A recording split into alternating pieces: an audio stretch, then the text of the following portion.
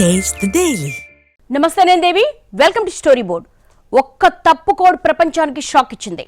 ఒక్క అప్డేట్ సరిగా లోడ్ కాకపోవడం లక్షలాది కంప్యూటర్స్ ను ఆపేస్తుంది. మైక్రోసాఫ్ట్ విండోస్ ఆపరేటింగ్ సిస్టమ్ ను ఆఫ్ చేస్తుంది. ఎయిర్పోర్ట్లు, బ్యాంకులు, హాస్పిటల్స్, మీడియా, ఆర్థిక సంస్థలు ఇలా ఒక్కటేమిటి వందల కంపెనీల కార్యకలాపాలు స్తంభించిపోయాయి. ప్రజెంట్ సాంకేతిక యుగంలో సమస్య వస్తే ఏం జరుగుతుందో తెలుసుకోవడానికి విండోస్ క్రాష్ చిన్న ఉదాహరణ మాత్రమే. గతంలో Y2K సమస్య వచ్చినప్పుడు టెక్ ప్రపంచం ఇలాగే అల్లాడిపోయింది. కానీ ఇప్పుడు టెక్నాలజీ పెరగడంతో సమస్య తీవ్రత బాగా పెరిగింది. ప్రపంచంలో విండోస్, లైనక్స్, యాపిల్ ఇలా కొన్ని ప్రత్యేక ఆపరేటింగ్ సిస్టమ్స్ ఉన్నాయి. వీటిలో ఎక్కువ మంది వాడేది మైక్రోసాఫ్ట్ విండోసే. ఇది క్రాష్ అయితే ప్రపంచం ఆగిపోతుంది. ఇప్పుడు అదే జరిగింది. ప్రపంచవ్యాప్తంగా కోట్ల మంది ల్యాప్టాప్లు, పీసీలు పనిచేయలేదు. వాటి స్క్రీన్స్ పై బ్లూ స్క్రీన్ కనిపించింది. కారణం విండోస్ క్రాష్. ఇప్పుడంతా ఇంటర్నెట్ యుగం. అన్ని పనులు కంప్యూటర్ పైనే. ఒక్కసారిగా కంప్యూటర్లు ఆగిపోతే అల్లకల్లోలమే. ప్రపంచమంతా గందరగోళం. అన్ని సేవలు ఆగిపోతాయి. బ్యాంకింగ్ నుంచి విమానాల సేవల దాకా అంతరాయం. శుక్రవారం సరిగ్గా ఇదే జరిగింది. ఇంటర్నెట్ ప్రపంచంలోనే big shock. Microsoft Windows error యూజర్లను ఉక్కిరిబిక్కిరి చేసింది. ఉన్న పళంగా కంప్యూటర్లు షట్డౌన్, రీస్టార్ట్ కావడం టెన్షన్ పెట్టింది. మైక్రోసాఫ్ట్ విండోస్ లో తలెత్తిన సాంకేతిక సమస్యతో యూజర్లకు ఒక్క క్షణం ఊపిరి ఆగిపోయినంత పనైంది. అనేక రంగాలపై ప్రభావం చూపించింది. యూజర్లతో పాటు టెక్ దిగ్గజాలను సైతం ఉలిక్కి పడేలా చేసింది. విమానయాన సేవలు, బ్యాంకులు, వ్యాపార కార్యకలాపాలు నిలిచిపోవడం టెక్నాలజీ లేని యుగాన్ని తలపించింది. మైక్రోసాఫ్ట్ విండోస్ క్రాష్ తో ప్రపంచవ్యాప్తంగా విమాన సేవలకు తీవ్ర అంతరాయం ఏర్పడింది. విమానాలతో పాటు స్టాక్ మార్కెట్లు, బ్యాంకులు, హాస్పిటల్స్, మీడియా సంస్థల్లోనూ కార్యకలాపాలు ఆగిపోయాయి. అమెరికా సహా అనేక దేశాల్లో మైక్రోసాఫ్ట్ విండోస్ 10 ఆపరేటింగ్ సిస్టంతో పనిచేసే కంప్యూటర్లన్నీ బంద్ అయిపోయాయి. మైక్రోసాఫ్ట్ విండోస్ లో ఏర్పడిన సాంకేతిక సమస్య ఐటీ సేవలను కుదిపేసింది. క్రౌడ్ స్ట్రైక్ అనేది అమెరికాకు చెందిన సైబర్ సెక్యూరిటీ సంస్థ. 2011లో ఏర్పడిన ఈ సంస్థకు సైబర్ దాడులను ధీటుగా ఎదుర్కొంటుందనే పేరుంది. విండోస్ తో పాటు ఐటీ దిగ్గజ సంస్థలు, బ్యాంకింగ్, ఎయిర్లైన్స్ కు అడ్వాన్స్ సెక్యూరిటీ అందిస్తుంది. అందుకే అమెరికా ప్రభుత్వ విభాగాలు కూడా ఈ సర్వీసులు పొందుతున్నాయి. విండోస్ సిస్టంలో నెలకొన్న బ్లూ స్క్రీన్ ఎర్రర్ కు క్రౌడ్ స్ట్రైక్ నుంచి వచ్చిన అప్డేట్ కారణమని తేల్చారు. సిస్టంలు షట్డౌన్ లేదా రీస్టార్ట్ కావడం వల్ల అనేక రకాల సేవలకు అంతరాయం ఏర్పడింది. పీసీ, ల్యాప్టాప్ స్క్రీన్లపై ఎర్రర్ మెసేజ్లొచ్చాయి. విండోస్ యూజర్లకు blue screen of death error అని కనిపించింది. స్క్రీన్స్ పై ఈ ఎర్రర్ మెసేజ్ కనిపించగానే వెంటనే సిస్టమ్ షట్డౌన్ అయిపోయింది. కొన్నింటిలో రీస్టార్ట్ అయింది.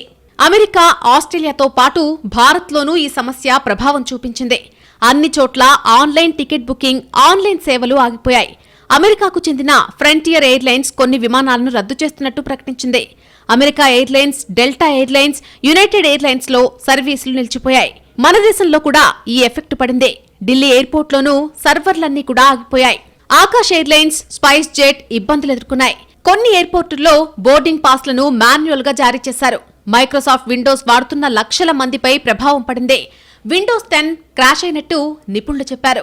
కొత్త క్రౌడ్ స్ట్రైక్ అప్డేట్ వల్లే ఈ సమస్య తలెత్తినట్టు తేలింది. కొత్త అప్డేట్ అసంపూర్తిగా లోడ్ అవ్వడంతో విండోస్ 10 దానికి సపోర్ట్ చేయలేదని నిపుణులు చెప్పారు. మైక్రోసాఫ్ట్ బ్లూ స్క్రీన్ ఎర్రర్ కారణంగా భారత్లో Air India, Vistara, IndiGo, SpiceJet, Akash airlines సేవలకు అంతరాయం కలిగింది. Ticket booking, check in, flight updates పై ప్రభావం పడింది. సిబ్బంది మాన్యువల్ గా చెక్ ఇన్ నిర్వహిస్తూ బోర్డింగ్ పాస్లపై చేతితో వివరాలను రాస్తున్నారు. బెంగళూరు, ఢిల్లీ, హైదరాబాద్, ఇతర సిటీల్లోనూ ఎయిర్పోర్టుల్లో వందలాది విమానాలు రద్దవడం, మరికొన్ని ఆలస్యం కావడంతో ప్యాసింజర్లు భారీగా క్యూ లైన్లలో నిలబడాల్సి వచ్చింది. బెంగళూరు ఎయిర్పోర్టులో 90% విమానాలు రద్దయ్యాయి. ఒక్క ఇండిగో ఎయిర్లైన్స్ నుంచే దాదాపు 300 విమానాలను క్యాన్సిల్ చేశారు. రీబుకింగ్, రిఫండ్ క్లెయిమ్ సర్వీసులు కూడా తాత్కాలికంగా అందుబాటులో లేవని ఆ కంపెనీ తెలిపింది. మైక్రోసాఫ్ట్ విండోస్ సమస్యపై ఆ సంస్థ సీఈఓ సత్య నాదెళ్ల స్పందించారు. క్రౌడ్ స్ట్రైక్ విడుదల చేసిన అప్డేట్ కారణంగా సాంకేతిక సమస్య తలెత్తిందని కన్ఫర్మ్ చేశారు. సమస్యను గుర్తించామని, సిస్టంలను వీలైనంత త్వరగా సాధారణ స్థితికి తెచ్చామని చెప్పారు. అయితే ఈ చర్య ఆటోమోటివ్ సరఫరా గొలుసును దిగ్బంధించిందంటూ ఎలన్ మస్క్ కామెంట్ చేశారు. విండోస్ లో ఏర్పడిన సాంకేతిక లోపం కారణంగా భారత్లోని 10 బ్యాంకులు, అలాగే ఎన్బీఎఫ్సీలపై స్వల్ప ప్రభావం పడినట్టు భారతీయ రిజర్వ్ బ్యాంక్ వెల్లడించింది. అయితే ఇది స్వల్ప అంతరాయమేనని, వాటిలో కొన్ని సమస్యలు వెంటనే పరిష్కరించినట్టు స్పష్టం చేస్తుంది. చాలా బ్యాంకుల కీలక వ్యవస్థలు క్లౌడ్లో లేవని, కొన్ని బ్యాంకులు మాత్రమే క్రౌడ్ స్ట్రైక్ వినియోగిస్తున్నాయని ఆర్బీఐ తెలిపింది. దీనివల్ల ల్యాప్టాప్లు అదే పనిగా రీస్టార్ట్ అయ్యాయి. భారత కాలమానం ప్రకారం శుక్రవారం ఉదయం 11:15 సమయంలో విండోస్ క్రాష్ అయింది. దాంతో పీసీలు సడన్ గా పనిచేయకుండా పోయాయి. డెస్క్టాప్ పై బ్లూ స్క్రీన్ ఎర్రర్ కనిపించింది.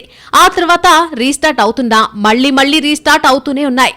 మీ సిస్టమ్ కి సమస్య వచ్చింది, రీస్టార్ట్ చేయాలి, ఎర్రర్ ఇన్ఫోని సేకరిస్తున్నాం, మీ సిస్టమ్ ని రీస్టార్ట్ చేస్తాం అని విండోస్ బ్లూ స్క్రీన్ మీద టెక్స్ట్ కనిపించింది. ఇదొక రకమైన ఎర్రర్. దీన్ని blue screen of death error అంటారు.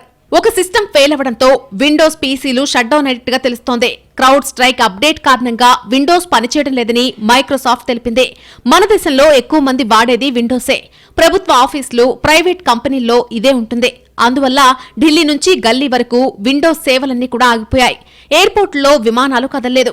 చాలా ఆఫీసుల్లో సేవలు నిలిచిపోయాయి. కొన్ని ఆన్లైన్ సేవలు తాత్కాలికంగా నిలిపేస్తున్నట్టు ఎయిర్లైన్ సంస్థలు ప్రకటించాయి. మైక్రోసాఫ్ట్ 365 యాప్స్ అండ్ సర్వీసెస్ లో తలెత్తిన సాంకేతిక సమస్య ప్రపంచవ్యాప్తంగా ఎయిర్పోర్టులు, బ్యాంకులు, మీడియా సంస్థల కార్యకలాపాలకు అంతరాయం ఏర్పడేందుకు కారణమైంది. వివిధ దేశాల్లో మైక్రోసాఫ్ట్ 365 ను ఉపయోగిస్తున్న అనేక సంస్థలకు తమ కంప్యూటర్లను యాక్సెస్ చేసే వీలు లేకుండా పోయింది. దాని ఫలితంగా శుక్రవారం కార్యకలాపాలన్నీ నిలిచిపోయాయి. విమానయాన సంస్థలు, టెలికమ్యూనికేషన్, బ్యాంకింగ్, మీడియా రంగాలపై ఈ ప్రభావం ఎక్కువగా ఉంది. అమెరికన్ ఎయిర్లైన్స్, డెల్టా వంటి విమానయాన సంస్థలతో పాటు వీసా, ఏడీటీ సెక్యూరిటీ, అమెజాన్ వంటి దిగ్గజ సంస్థలు మైక్రోసాఫ్ట్ సర్వర్లలో సాంకేతిక సమస్య కారణంగా ఇబ్బంది పడ్డాయి. ఆస్ట్రేలియాలో ప్రధాన మీడియా సంస్థలైన ABC, Sky News TV, radio ప్రసారాలు నిలిచిపోయాయి. హార్డ్వేర్ లేదా సాఫ్ట్వేర్ లో సమస్య వల్ల ఇలాంటివి ఉత్పన్నమవుతాయని నిపుణులు చెబుతున్నారు. విండోస్ 10, 11 ఆపరేటింగ్ సిస్టంలో ప్రధానంగా ఈ సమస్య తలెత్తింది. విండోస్ 7 ఓఎస్ తో నడిచే సిస్టంలు యథావిధిగా పనిచేశాయి. మ్యాక్, లైనెక్స్ సిస్టంలకు ఎలాంటి ఇబ్బంది కలగలేదు. మైక్రోసాఫ్ట్ పై సైబర్ దాడి జరిగిందనే ప్రచారం కూడా జరిగింది. దీంతో వినియోగదారుల్లో ఆందోళన ఎక్కువైంది. అనేక గంటల పాటు శ్రమించిన నిపుణులు చివరకు సమస్యకు పరిష్కారాన్ని కనుగొన్నారు. చివరికి సమస్యను పరిష్కరించడంతో ప్రపంచం ఊపిరి పీల్చుకుంది. కానీ అప్పటికే జరగాల్సిన నష్టం జరిగిపోయిందంటున్నారు నిపుణులు. సాంకేతికత పెరిగిన ఆధునిక యుగంలో ఇలాంటి సమస్యలు వస్తూనే ఉంటాయనే అభిప్రాయాలు వ్యక్తమవుతున్నాయి. మైక్రోసాఫ్ట్ క్లౌడ్ సేవల్లో సాంకేతిక సమస్యల కారణంగా ప్రపంచవ్యాప్తంగా పలు కంపెనీల్లో భారీ నష్టం వాటిల్లింది. సైబర్ సెక్యూరిటీ సంస్థ క్రౌడ్ స్ట్రైక్ కంపెనీ షేర్లలో $16 బిలియన్ల నష్టపోయింది. అంతర్జాతీయంగా 1300కు పైగా విమానాల సర్వీసులు రద్దయ్యాయి. ఒక్క సమస్య ప్రపంచవ్యాప్తంగా సాంకేతికతపై ఆధారపడే జీవుల్ని సతమతం చేసింది. మైక్రోసాఫ్ట్ విండోస్ లో తలెత్తినటువంటి భారీ టెక్నికల్ ఎర్రర్ తీవ్ర స్థాయిలో సమస్యలను తెచ్చిపెట్టింది. ముఖ్యంగా విండోస్ 10, 11 ఆపరేటింగ్ సిస్టమ్ యూజర్లు తీవ్రంగా ప్రభావితమయ్యారు. ఇటీవల చేపట్టిన క్రౌడ్ స్ట్రైక్ అప్డేట్ మూలంగానే ఈ సమస్య తలెత్తినట్టు మైక్రోసాఫ్ట్ ధృవీకరించింది. క్రౌడ్ స్ట్రైక్ అనేది ఒక సైబర్ సెక్యూరిటీ సంస్థ. విండోస్ తో పాటు వివిధ సంస్థలకు అడ్వాన్స్డ్ సెక్యూరిటీని అందిస్తూ ఉంటుంది. తాజాగా విండోస్ సిస్టంలో నెలకొన్న బ్లూ స్క్రీన్ ఎర్రర్ కు ఈ సర్వీస్ అప్డేటే కారణమని క్రౌడ్ స్ట్రైక్ తెలిపింది. ఈ సమస్యను పరిష్కరించేందుకు తమ ఇంజనీర్లు పనిచేస్తున్నారని, అప్డేట్ ను ఉపసంహరించుకుంటున్నట్టుగా వెల్లడించింది. సమస్య పరిష్కారానికి డీబగ్ రూపొందించినట్టు పేర్కొంది. దీని వెనుక ఎలాంటి భద్రతాపరమైన లోపం గానీ లేదని క్రౌడ్ స్ట్రైక్ ప్రకటించింది. మైక్రోసాఫ్ట్ క్లౌడ్ స్టోరేజ్ సిస్టంలో ఒక బగ్ ను నివారించేందుకు చేసినటువంటి ఫాల్కన్ సెన్సార్ అనే అప్డేట్ రివర్స్ కావడంతో లక్షలాది మంది యూజర్లకు బ్లూ స్క్రీన్ ఆఫ్ డెత్ సమస్య ఎదురైందని ఆ కంపెనీకి సైబర్ సెక్యూరిటీ సేవలు అందిస్తున్న క్రౌడ్ స్ట్రైక్ సంస్థ వెల్లడించింది. ప్రధానంగా Microsoft 365 apps, Microsoft team, Microsoft Azure cloud computing సర్వీసులు పొందుతున్న ఎయిర్లైన్స్, బ్యాంకులు, ఇతర సంస్థలు, కస్టమర్లందరికీ ఈ సమస్య ఎదురైనట్టు వెల్లడించింది. పలు దేశాల్లో స్టాక్ ఎక్స్చేంజ్లు సైతం అంతరాయాలు ఎదుర్కొన్నాయి. అయితే ఈ ప్రభావం తమపై పడలేదని జాతీయ stock exchange NSE, Bombay stock ఎక్స్చేంజ్లు తెలిపాయి. స్టేట్ బ్యాంక్ ఆఫ్ ఇండియా కూడా తమ వ్యవస్థలు ప్రభావితం కాలేదని ప్రకటించింది. నేషనల్ ఇన్ఫర్మాటిక్స్ సెంటర్ కు సమస్య లేదని కేంద్రం స్పష్టం చేసింది. మైక్రోసాఫ్ట్ విండోస్ అంతరాయాన్ని చరిత్రలోనే అతిపెద్ద ఐటీ అవుటేజ్ గా సెక్యూరిటీ నిపుణులు అభిప్రాయపడ్డారు. ఎక్స్ వేదికగా వరుస ట్వీట్లు చేశారు. క్రౌడ్ స్ట్రైక్ కస్టమర్లు ఈ బగ్ ఇష్యూను ఈజీగా ఫిక్స్ చేసుకోవచ్చు అన్నారు. విండోస్ అంతరాయంతో చాలా మంది దీన్ని సైబర్ అటాక్ అంటూ ఆపాదించారు. దీనిపై స్పందించిన క్రౌడ్ స్ట్రైక్ సీఈఓ కీలక ప్రకటన విడుదల చేశారు. విండోస్ కంప్యూటర్లు బగ్ కారణంగానే గ్లిచింగ్ అవుతున్నాయి తప్ప అది సైబర్ దాడి కాదని తేల్చి చెప్పారు. బగ్ ఇష్యూ రిపోర్ట్ చేసిన కొన్ని గంటల తర్వాత CrowdStrike CEO George Kurtz ఎక్స్వేదిక్గా వివరణ ఇచ్చారు. విండోస్ హోస్ట్ల కోసం సింగిల్ కంటెంట్ అప్డేట్లో సాంకేతిక లోపం కారణంగా ప్రభావితమైన కస్టమర్లతో క్రౌడ్ స్ట్రైక్ చురుగ్గా పనిచేస్తోంది. మ్యాక్, లైనెక్స్ హోస్ట్లు ప్రభావితం కావు. వాస్తవానికి ఇది సైబర్ దాడి కానే కాదు, కేవలం ఒక బగ్ ఇష్యూ మాత్రమే అని ఆయన చెప్పుకొచ్చారు. ఆ బగ్ సమస్యను గుర్తించాం, దాన్ని సపరేట్ చేశాం, ఇష్యూ ఫిక్స్ చేశాం. లేటెస్ట్ అప్డేట్ కోసం సపోర్ట్ పోర్టల్ ని విజిట్ చేయండి, లేదంటే వెబ్సైట్ లో ఫుల్ అప్డేట్స్ అందిస్తున్నామని చెప్పారు. వినియోగదారులు వెంటనే వాటితో విండోస్ అప్డేట్ చేసుకోవాలని సిఫార్సు చేస్తున్నామని చెప్పారు. అధికారిక మార్గాల ద్వారా క్రౌడ్ స్ట్రైక్ ప్రతినిధులతో తిరిగి కమ్యూనికేట్ చేస్తున్నామని సీఈఓ జార్జ్ అన్నారు. క్రౌడ్ స్ట్రైక్ అనేది పెద్ద సంస్థలు, ప్రభుత్వాలకు సైబర్ సెక్యూరిటీ టూల్స్ అందించే సైబర్ సెక్యూరిటీ కంపెనీ. ఈ కంపెనీ అమెరికా ప్రభుత్వ సంస్థలతో సన్నిహిత సంబంధాలను కలిగి ఉంది. దీంతో ప్రపంచవ్యాప్తంగా ఉన్న అనేక ప్రభుత్వ సంస్థలు, కీలక సంస్థలు సర్వీసులను వినియోగించుకుంటున్నాయి. ఈ కొత్త అప్డేట్ విండోస్ కంప్యూటర్లో బగ్ ఇష్యూకు దారితీసింది. విమానాశ్రయాలు, ఇతర పెద్ద క్లిష్టమైన సర్వీసులను నడిపే కంపెనీలు సైతం తీవ్ర ప్రభావితమయ్యాయి. ప్రస్తుతానికి ఫాల్కన్ అనే కంపెనీ సాఫ్ట్వేర్ కు క్రౌడ్ స్ట్రైక్ జారీ చేసిన అప్డేట్ కారణంగా విండోస్ సిస్టమ్లు క్రాష్ అయినట్టు తేల్చారు. కంపెనీ తాత్కాలిక మాన్యువల్ పరిష్కారాన్ని కూడా అందించింది. కంపెనీ షేర్ చేసిన నోట్ ప్రకారం క్రౌడ్ స్ట్రైక్ కస్టమర్లు తమకు తామే ఈ బగ్ ఇష్యూను ఫిక్స్ చేయగలరని సూచించింది. కొన్ని రోజుల్లో దీనిపై ఫుల్ క్లారిటీ రాబోతోంది. మొత్తానికి బ్లూ స్క్రీన్ ఎర్రర్ హైరానా సృష్టించింది. క్లౌడ్ స్ట్రైక్ అప్డేట్ తో వచ్చిన ఊహించని ఉపద్రవం ఎక్కువగా విమాన ప్రయాణికులపై పడింది. 7-8 గంటల పాటు ఎయిర్పోర్టుల్లో ఇబ్బందులు పడాల్సొచ్చింది. ప్రపంచవ్యాప్తంగా వేర్వేరు విమానాశ్రయాల్లో ప్రయాణికులకు బోర్డింగ్ పాస్లు జారీ సహా ఇతర సేవలు అందించడానికి వీలు లేకుండా పోయింది. ఫలితంగా మాన్యువల్ గా బోర్డింగ్ పాస్లు జారీ చేయాల్సొచ్చింది. ప్రయాణాలు ఆలస్యమయ్యాయి. భారత్లోని విమానాశ్రయాల్లోనూ ఇదే పరిస్థితి కనిపించింది. దీంతో ప్రయాణికులు తీవ్ర ఆందోళన వ్యక్తం చేశారు. సోషల్ మీడియాలో నెటిజన్లు విండోస్ సమస్యపై మీమ్స్ చేస్తూ విమర్శలు గుప్పించారు. ప్రముఖ వ్యాపారవేత్తలు సైతం ఈ సమస్యపై అసంతృప్తి వ్యక్తం చేశారు. చిన్న సమస్య ప్రపంచాన్ని అల్లకల్లోలం చేసింది. కొన్ని గంటలు అసలేం జరుగుతుందో అర్థం కాని పరిస్థితి. టెక్నాలజీ పరంగా ఎంత అడ్వాన్స్డ్ గా ఉన్నా టెక్నాలజీ ఆధారిత సమస్యలు ఎదుర్కోవడంలో ఇంకా వెనుకబడే ఉన్నామని మరోసారి రుజువైంది. సాఫ్ట్వేర్లు, ఆపరేటింగ్ సిస్టమ్ల సేఫ్టీ కోసం సైబర్ సెక్యూరిటీ సంస్థలు పనిచేస్తాయి. క్రౌడ్ స్ట్రైక్ కూడా అలాంటి సంస్థే. అయితే విండోస్ 10 OS సేఫ్టీ కోసం క్రౌడ్ స్ట్రైక్ రూపొందించిన సైబర్ సేఫ్టీ అప్డేట్ కొంప ముంచేసింది. సరిగ్గా అప్లోడ్ కాలేదని, అందుకే సమస్య వచ్చిందని తేలిగ్గా తీసుకునే పరిస్థితి లేదు. సరిగ్గా అప్లోడ్ కాకపోతే సదరు కంపెనీ ముందే ఎందుకు గుర్తించలేదు అనేది అసలు పాయింట్. అంటే మిలియన్ల మంది యూజర్లకు సేవలు అందించే ఆపరేటింగ్ సిస్టమ్ సెక్యూరిటీ విషయంలో ఇంత నిర్లక్ష్యంగా పనిచేస్తున్నారా అనే ప్రశ్నలు వెల్లువెత్తుతున్నాయి. విండోస్ క్రాష్ సమస్యను ఒక గుణపాఠంగా తీసుకున్న టెక్ దిగ్గజాలన్నీ తమ భద్రతా వ్యవస్థల్ని పునఃసమీక్షించుకోవాల్సిన అవసరం ఖచ్చితంగా కనిపిస్తోంది. విండోస్ క్రాష్ కాగానే అందరికీ Y2K సమస్య గుర్తొచ్చింది. 24 ఏళ్ల క్రితం Y2K సమస్య ప్రపంచాన్ని కుదిపేసింది.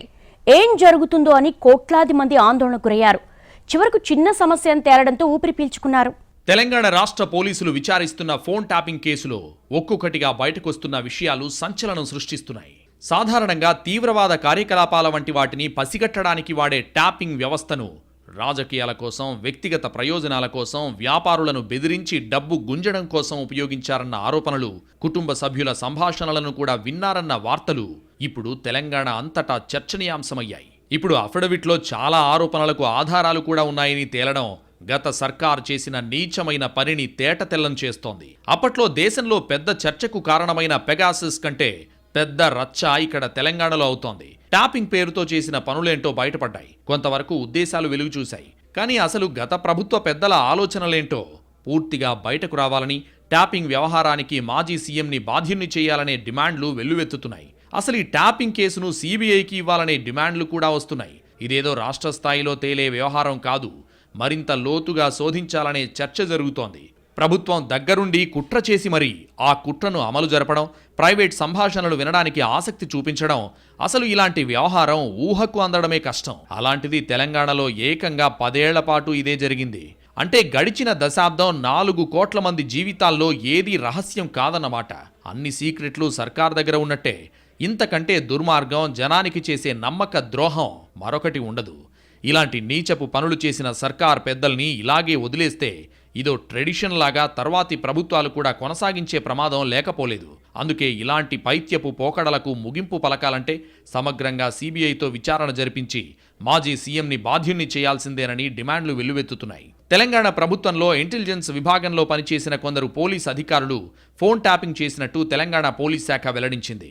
ఇంటెలిజెన్స్ విభాగ అధిపతిగా పనిచేసిన ప్రభాకర్ రావు ఆధ్వర్యంలో సాగిన ఈ తతంగంలో ప్రణీత్ రావు కీలకంగా వ్యవహరించినట్లు పోలీసులు చెబుతున్నారు. ఈ కేసులో A1 Prabhakar Rao retired IPS, ప్రస్తుతం అమెరికాలో ఉన్నారు.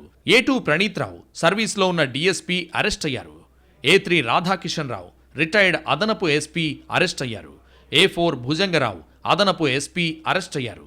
A5 తిరుపతన్న అదనపు ఎస్పీ కూడా అరెస్ట్ అయ్యారు. గట్టుమల్లు భూపతి అనే సీఐ కూడా అరెస్ట్ అయ్యారు. 2016లో ప్రభాకర్ రావు ఇంటెలిజెన్స్ డీఐజీ అయ్యారు.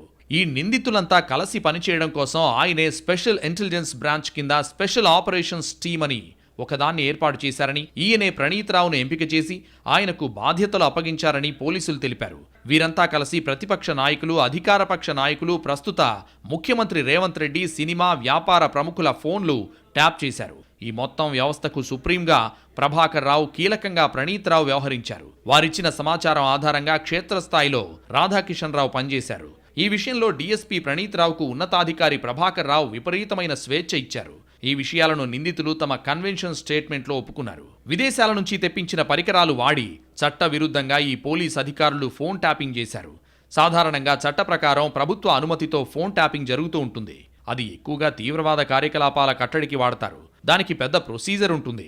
కానీ చట్ట వ్యతిరేకంగా విదేశాల నుంచి దిగుమతి చేసుకున్న పరికరాలతో సొంత ప్రయోజనాల కోసం ట్యాపింగ్ చేసినట్టు నిందితుల రిమాండ్ రిపోర్ట్లో పోలీసులు తేల్చారు. వీరంతా బీఆర్ఎస్ పార్టీని అధికారంలో ఉంచడానికి ప్రయత్నాలు చేశారనేది వాస్తవం. 2023 శాసనసభ ఎన్నికల్లో బీఆర్ఎస్ పార్టీ ఓడిపోవడంతో తమ అక్రమాలు బయటపడకుండా ఉండడానికి ఫోన్ ట్యాపింగ్ సాక్ష్యాలు ధ్వంసం చేయడానికి ప్రయత్నించి ప్రణీత్ రావు దొరికిపోయారు. ఎన్నికల ఫలితాలొచ్చిన వెంటనే డిసెంబర్ 4వ తేదీన ఇంటెలిజెన్స్ కార్యాలయంలో ఈ ట్యాపింగ్ యంత్రాంగాన్ని ధ్వంసం చేయడానికి ప్రయత్నించారు ప్రణీత్ రావు. ఆయన అక్కడి నుంచి హార్డ్ డిస్క్లను తీసుకెళ్లడంతో విషయం బయటకొచ్చింది. దానిపై కేసు నమోదై దర్యాప్తు మొదలైంది. అప్పటికి ఆయన సిరిసిల్ల డీఎస్పీగా ఉన్నారు. తానే స్వయంగా స్పెషల్ ఇంటెలిజెన్స్ బ్రాంచ్ కార్యాలయంలోని సీసీ కెమెరాలు ఆపివేసి అక్కడి వార్ రూమ్లోని దాదాపు 50 హార్డ్ డిస్క్లను ధ్వంసం చేశారు. దీనిపై మార్చి 10న పంజాగుట్ట పోలీస్ స్టేషన్లో కేసు పెట్టారు. మార్చి 12న ప్రణీత్ రావును అరెస్ట్ చేశారు. ఆ తర్వాత ఒక్కో అధికారిని అరెస్ట్ చేసుకుంటూ వచ్చారు. ట్యాపింగ్ కేసు విచారణ సందర్భంగా పోలీస్ అధికారులు చెప్పిన విషయాలే ఇప్పుడు ఈ కేసు సంచలనంగా మారడానికి కారణమయ్యాయి. ప్రత్యర్థుల ఆర్థిక మూలాలను గుర్తించి కట్టడి చేయడమే వ్యూహంగా ఈ ట్యాపింగ్ సాగింది. దాదాపు 200 మీటర్ల దూరంలో ఉండి కాల్స్ వినగలిగేలా ఏర్పాటు చేశారు. ప్రస్తుత తెలంగాణ ముఖ్యమంత్రి రేవంత్ రెడ్డి ఇంటి దగ్గరలో ఉంటూ ఆయన ఇంటి నుంచి గతంలో వెళ్లే ప్రతి కాల్ విన్నారని కూడా తేలింది. ఎన్నికల వేళ డబ్బు కదలికలపై నిఘా పెట్టి ప్రత్యర్థి పార్టీల నాయకుల డబ్బును సీజ్ చేయించడం, 2018 ఎన్నికల్లో తెలుగుదేశం అభ్యర్థికి చెందినవిగా చెబుతోన్న 70 లక్షల రూపాయలు స్వాధీనం చేసుకోవడం, 2020 దుబ్బాక ఉప ఎన్నిక సమయంలో రఘునందన్ రావుకు పరిచయస్తులపై నిఘా ద్వారా సిద్దిపేటలో ఒక చిట్ ఫండ్ కంపెనీ యజమాని నుంచి ₹1 కోటి స్వాధీనం చేసుకోవడం ట్యాపింగ్ ఎపిసోడ్కు పరాకాష్ఠగా నిలిచే ఉదాహరణలు మాత్రమే. 2022 మునుగోడు ఉప ఎన్నిక సమయంలో కోమటిరెడ్డి వెంకటరెడ్డి పరిచయస్తులపై నిఘా పెట్టి సుమారు ₹3.5 కోట్ల స్వాధీనం చేసుకున్నారని కూడా తేలడం సంచలనంగా మారింది. ట్యాపింగ్ వికృత కోణాలు చాలా ఉన్నాయి. ఎన్నికల వేళ బీఆర్ఎస్ పార్టీకి అవసరమయ్యే డబ్బును పోలీస్ టాస్క్ ఫోర్స్ వాహనాల్లో తరలించడం, వ్యాపారులు, నాయకుల ఫోన్లపై నిఘా పెట్టి దాని ద్వారా వచ్చిన సమాచారం ఆధారంగా వారి నుంచి డబ్బు వసూలు చేయడం, సినిమా ప్రముఖులు, పలువురు నాయకుల కుటుంబ సభ్యులు, సొంత పార్టీ నాయకులు, పోలీసు ఉన్నతాధికారుల ఫోన్ కాల్స్ కూడా విని బ్లాక్మెయిల్ చేయడం, ఈ పనుల్ని ఏ పేరుతో పిలవాలో కూడా అర్థం కాని దుస్థితి. టెలిగ్రాఫ్ చట్టం ప్రకారం ఫోన్ ట్యాపింగ్ అనేది నేరం. అయితే ఇప్పటి వరకు దేశంలో ఎవరూ టెలిగ్రాఫ్ చట్టం మీద ఫోన్ ట్యాపింగ్ కేసులు నమోదు చేయలేదు. ఈ క్రమంలో దేశంలోనే మొదటిసారి ఈ కేసులో టెలిగ్రాఫ్ చట్టాన్ని కూడా జోడించేందుకు హైదరాబాద్ పోలీసులు కోర్టులో పిటిషన్ వేశారు. Phone tapping IT act section 66 కింద, Indian telegraph act 2007 section 419A కింద రాజ్యాంగంలోని ప్రాథమిక హక్కు అయిన గోప్యతా హక్కు కింద నేరం. ఈ కేసు చట్టపరంగా నిలబడ్డానికి సాక్ష్యాలు కీలకం. ఆధారాలు పక్కాగా సేకరించామని పోలీసులు అఫిడవిట్లో చెప్పడంతో తర్వాత ఏం జరుగుతుందనేది కీలకంగా మారింది. సినిమాలు, వ్యాపారాలు, భూ లావాదేవీలు, బంగారం కొనుగోళ్లు, ఇలా ఒకటేంటి కాస్త డబ్బులు కనిపించే ఏ రంగాన్ని ట్యాపింగ్ భూతం వదల్లేదు. ఇంకా చాలామంది ట్యాపింగ్ బాధితులైనా చెప్పుకోవడానికి ఇష్టపడడం లేదనే కోణం ఉంది. గత కొన్నాళ్లుగా అనూహ్యంగా జరిగిన పరిణామాలనే కాదు, సహజంగా జరిగినట్టుగా కనిపించిన ప్రతి లావాదేవీని అనుమానించాల్సిన పరిస్థితి తలెత్తింది. ఎలక్టోరల్ బాండ్లకు ట్యాపింగ్ లింక్ బయటపడడంతో బాండ్లంటే ఫిజికల్గా కనిపిస్తున్నాయి కాబట్టి విచారణ చేయొచ్చు. కానీ విన్న ఫోన్ కాల్స్, బెదిరింపులకు వాడిన ఆడియోలు ఇవన్నీ ఎలా చూడాలి, ఎక్కడ వినాలి, వీటిని ఏ ఘటనలతో లింక్ చేయాలనేది పెద్ద చిక్కు ప్రశ్న. ఇంత సంక్లిష్టమైన కేసును సాధారణ దర్యాప్తుతో తేల్చగలరా అనేది తేలాల్సి ఉంది.